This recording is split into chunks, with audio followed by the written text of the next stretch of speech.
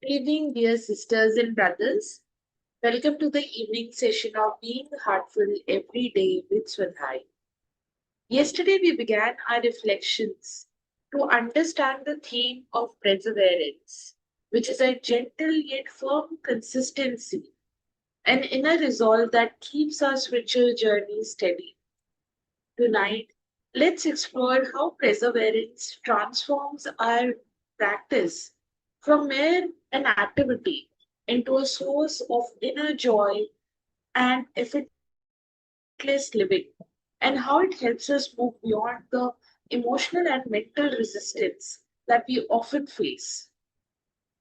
We all long for a profound inner change, a lasting transformation of our being. However, we often feel discouraged when we don't see immediate tangible results. This is where perseverance becomes our greatest ally. It teaches us the power of patience and the beauty of small, consistent steps. As Daji often says, the spiritual journey isn't about a few grand leaps, but about a million small steps taken with sincerity and with faith. Just as we water a plant every day without seeing the growth in real time, every sincere meditation, every genuine prayer, every conscious act of living, no matter how small, contributes to our inner transformation.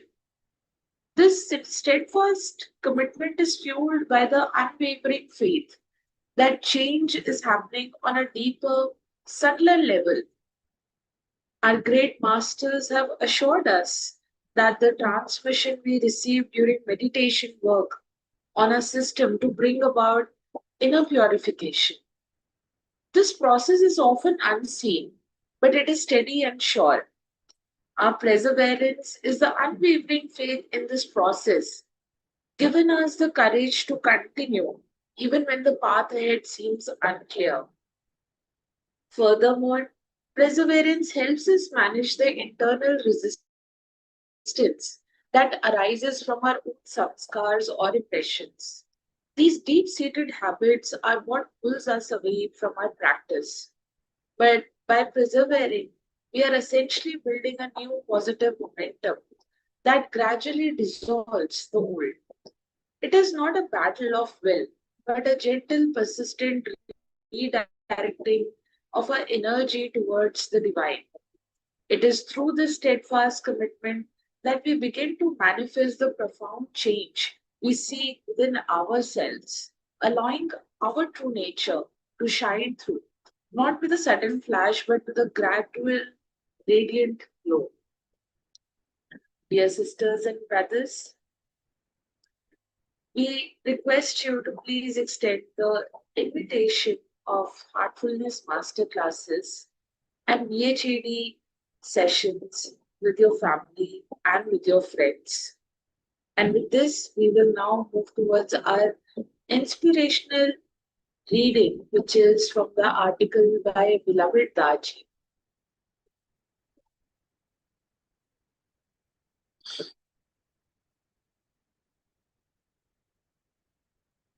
This is the article title Failure to Attain the Next Stage and Failure to Retain a Stage.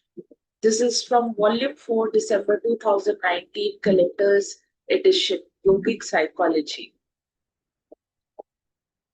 Alabdha Bhumikatva is the Vikshepa where we are not able to attain the next stage or level in the spiritual journey. And Anavasti Tattvani is the failure to retain a stage once it has been given. There can be many reasons for these two obstacles. They may occur because of lack of interest, lack of determination, a feeling of impotency, or because we are not able to refine our character in order to maintain the spiritual level, especially at the higher spiritual stages. Such a profound level of humility, nobility of character, and dependency on a capable master are required. And acceptance and self transcendence are vital for progress. We need constant help from the Master to refine ourselves in order to become eligible to enter and retain these stages. How do we work to overcome these two obstacles?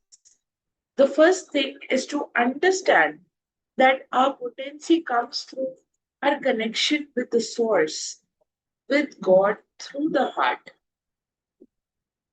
Individually, we are impotent islands where once we are connected, our full potential is realized. We are connected to the source of life itself. The easiest way to stay connected with the source is to associate with a master of the highest caliber who can transmit the sense of pranamurti from the source itself. The spiritual journey is only a way to expose more and more of that connection by uncovering the layers that keep us separate. Prayer and meditation are both ways we evoke and maintain that connection. The easiest way to stay connected with the source is to associate with a master of the highest caliber who can transmit the sense of prana-huti from the source itself. The second thing is to understand that spiritual progress is not linear. It proceeds with a natural rise and fall. At each stage of the journey, that is, at each chakra, point or not, there is a sequence of experiences which is beautifully explained by Ramachandra in his books Towards Infinity and Voice Real.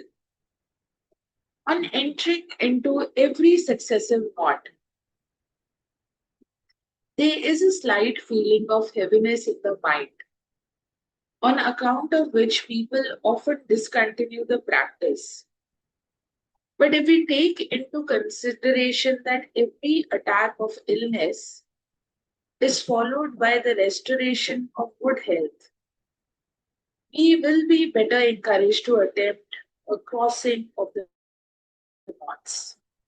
After this heaviness comes a peculiar state, awakening within the mind a consciousness of the divine force pervading all over.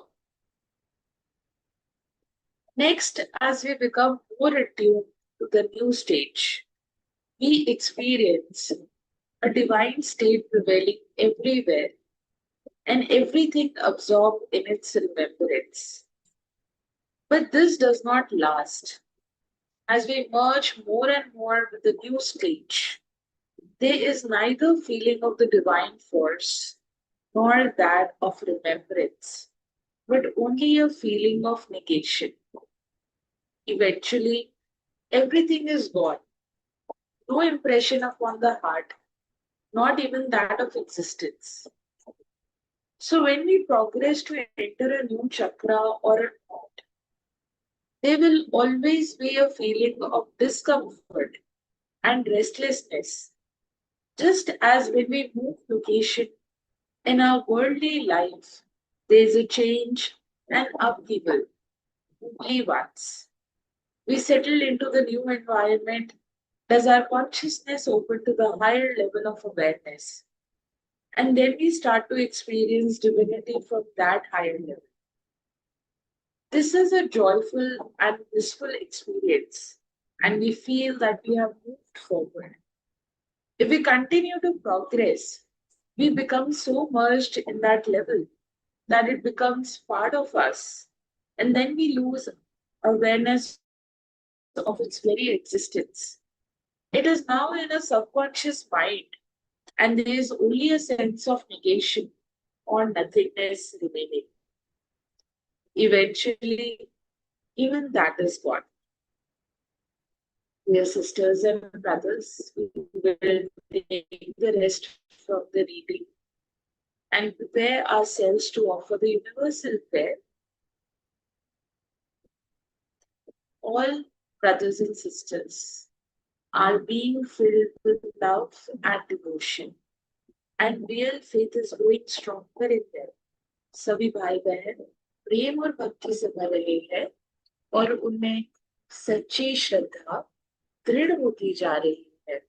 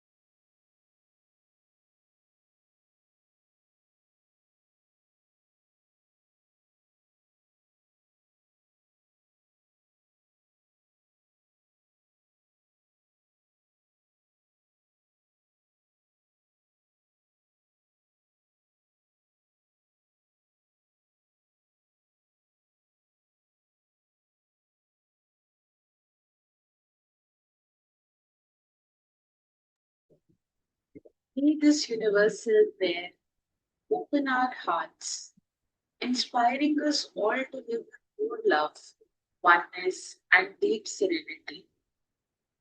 Dear sisters and brothers, as we conclude our day, let's take a few moments for offering the inner reflections and the bedtime prayer. Gently review your day, examining it with a calm heart. You can ask yourself, was there a moment when my perseverance transformed a difficult task into a source of joy? What is one small consistent effort I can commit to tomorrow to deepen my abhyasmi practice? And offer these reflections and your resolve in the prayer. Dear sisters and brothers, thank you for being a part of this profound session tonight. And we look forward to seeing you all tomorrow for the morning session at 6 a.m. Until then, may your heart be at peace and your life be a source of light for all. Wishing you all a very good night.